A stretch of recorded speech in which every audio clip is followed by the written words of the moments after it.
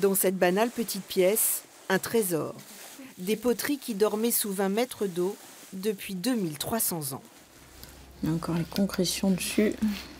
Au total, 17 pièces encore telles qu'elles ont été sorties il y a quelques jours. Ce sont des amphores du IIIe siècle avant Jésus-Christ. Elles transportaient du vin de Campanie, de la région à côté de Rome, là.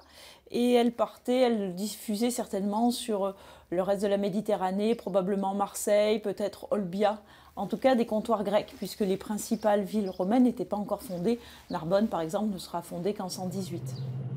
Cap sur les îles de Lérins, un site abrité des coups de mer où les navires pouvaient mouiller en sécurité et donc propice aux épaves. Accessible, ce gisement n'en a pas moins été très compliqué à mettre au jour, tant les amphores étaient enserrés dans un dur et épais mélange de sable et de racines. Particulière aussi, la disposition des poteries, très désordonnée.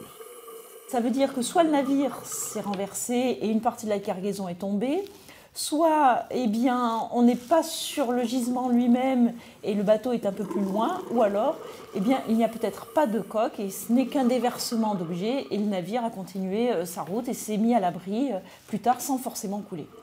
Mais si cette découverte pose beaucoup de questions, ce gisement est déjà extraordinaire.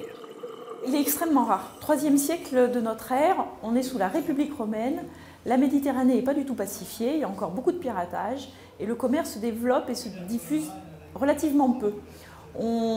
Par exemple, des épaves comme celle de Cannes du IIIe siècle avant avec ce type d'amphore, des gréco-italiques, on ne connaît que 4 épaves comme celle-ci. Ces amphores devront encore être dessalés, analysés, répertoriés avant leur exposition au public, probablement au musée de la mer à Cannes.